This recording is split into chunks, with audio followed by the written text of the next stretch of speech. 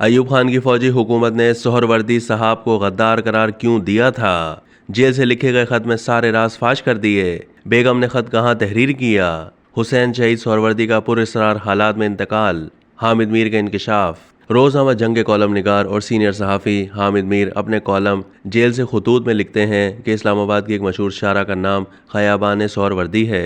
ये शारा दरअसल हुसैन शहीद सोहरवर्दी से मंसूब है, जिन्होंने 9 अप्रैल 1946 को ऑल इंडिया मुस्लिम लीग के इजलास मुनक्किदा दिल्ली में मुत्तहिदा बंगाल के वज़ीर आज़म की हैसियत से ये करारदाद पेश की कि बंगाल और आसाम को भी पाकिस्तान में शामिल किया जाएगा। कायद-ए-आज़म की वफ़ात के बाद उन्होंने अवामी लीग बनाई और 1956 में वो 1 साल के लिए पाकिस्तान के वज़ीर आज़म भी बने। 1962 में जनरल अयूब खान की फौजी हुकूमत ने सोहरवर्दी साहब को गद्दार करार देकर गिरफ्तार कर लिया।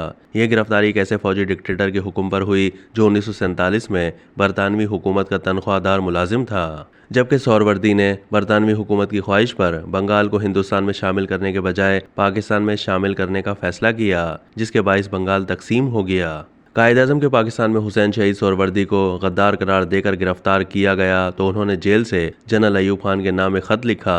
उस खत में उन्होंने अपने साबका मातहत को याद दिलाया कि जब आप आर्मी चीफ और मैं वज़ीर आज़म था तो उस वक्त आपने मेरी हुब्बुल वतनी पर सवाल क्यों नहीं उठाया। आपने जो कुछ अखबारात को मेरे बारे में कहा है वो इन वजूहात से मुख्तलिफ है जो आपने मुझे तहरीरी तौर पर मुहैया की हैं। आपने मेरे वज़ीर आज़म बनने के पहले के ज़माने में से मेरी पाकिस्तानी दुश्मनी को बरामद करने की कोशिश की है। आपने इल्ज़ाम लगाया है कि मेरे पाकिस्तान मुखालिफ अनासिर के साथ ताल्लुकात हैं, लेकिन आपने उन पाकिस्तान मुखालिफ अनासिर की निशानदही नहीं की। आप मुझ पर मुल्क तोड़ने का इल्ज़ाम लगा रहे हैं, हालांकि मैं पाकिस्तान के इत्तेहाद पर यकीन रखता हूँ। सोहरवर्दी ने लिखा है कि पाकिस्तान मेरा मुल्क है, कोई पनाहगाह नहीं। मैंने यहाँ सियासी पनाह नहीं ली थी, बल्कि मैं कायद-ए-आज़म और लियाकत अली खान की तरह एक महाजिर हूँ और उन लाखों महाजिरों में से एक हूँ जो कायद-ए-आज़म की ज़मानत पर पाकिस्तान आए थे।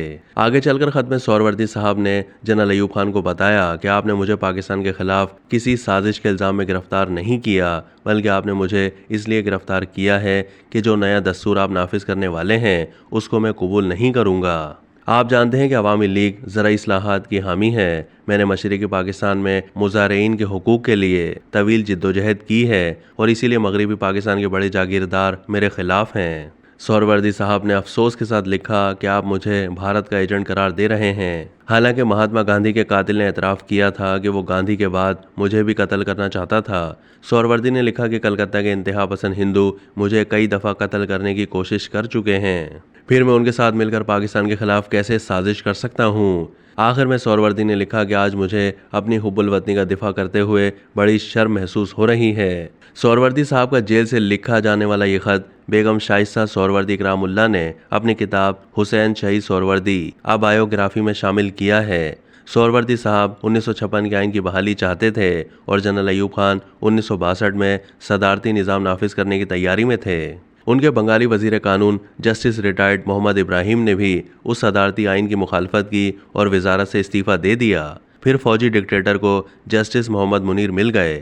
उन्हें वजीर कानून बनाकर पाकिस्तान पर एक सदारती आइन नाफिज कर दिया गया और यही आइन पाकिस्तान को तोड़ने की असल वजह बनी।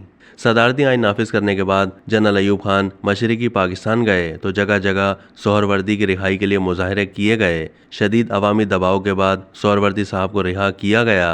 वो अपने इलाज के लिए बैरून मुल्क चले गए और वहाँ पुरअसरार हालात में इंतकाल कर गए।